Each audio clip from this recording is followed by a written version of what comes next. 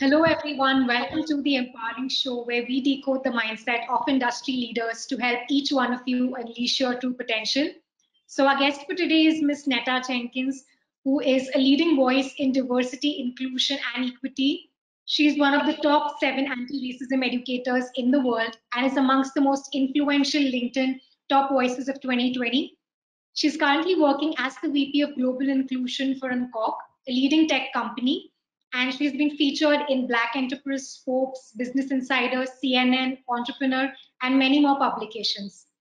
So thank you so much, Netta, for joining us today. It's an Absolutely. absolute. Thank you for having me. Thank you.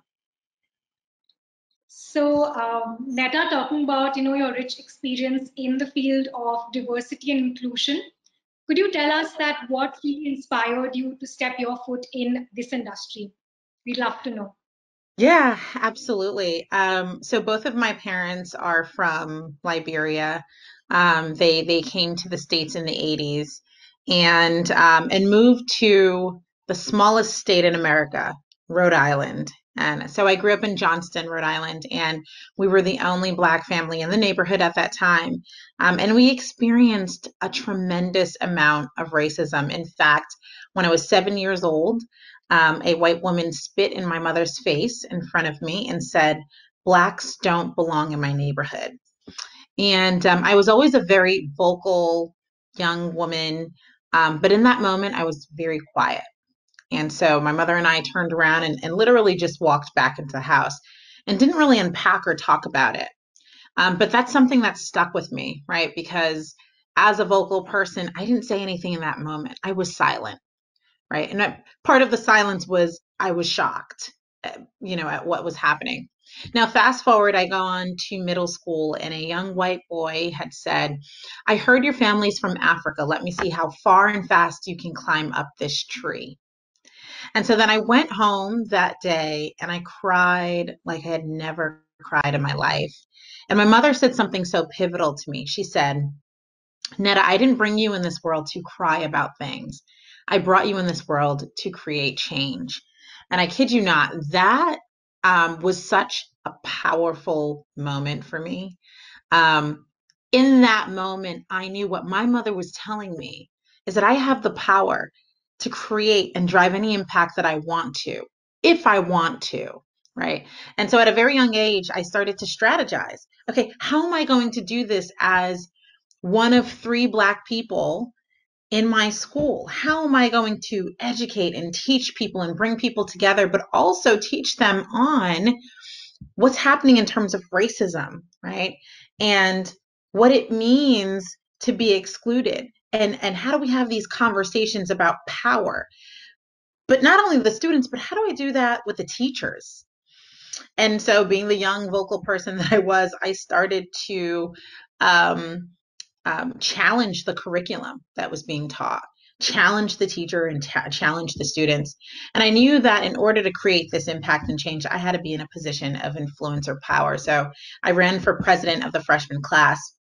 And I remember my teacher saying, "Well, Netta, your big job is to fold flowers for the freshman float." And I laughed and I said, "Oh no, I'm not here to fold flowers for the freshman float. I'm here to create change." He laughed. I laughed even louder because I'm like, am I this crazy little Black girl that really thinks she's going to be able to shift and create this change? And I did. And that's when I knew that um, if I wanted to, like my mother was saying, if I wanted to create this impact, I can, right? And so it's about understanding humans. It's also about understanding behaviors, understanding traits, understanding how to educate people in such an impactful way that it motivates them to create a shift in their own selves. And a lot of the times the work I do around diversity, equity, inclusion, and even anti-racism um, is taking people through a deep self-reflection. Look at yourself. Look at where you grew up. Look at the people that were around you, right? What are some behaviors and patterns that you picked up that you're actually doing and perpetuating in the workplace? So those are the things that I love to do. Nevertheless, in the African community, and I'm Liberian, right? So you have three choices in life. Uh, as far as an occupation goes, you can be a doctor, a lawyer, or an engineer. And that's just it, right?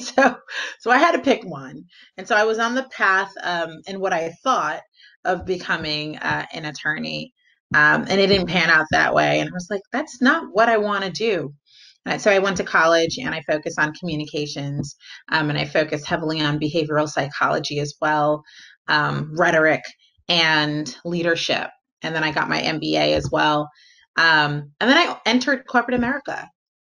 And here I was once again seeing the disparity, seeing the pain, the hurt that was being caused, the misguidance, the miseducation, the perceptions, and I saw these policies and processes that were embedded with racist things or a racism essentially.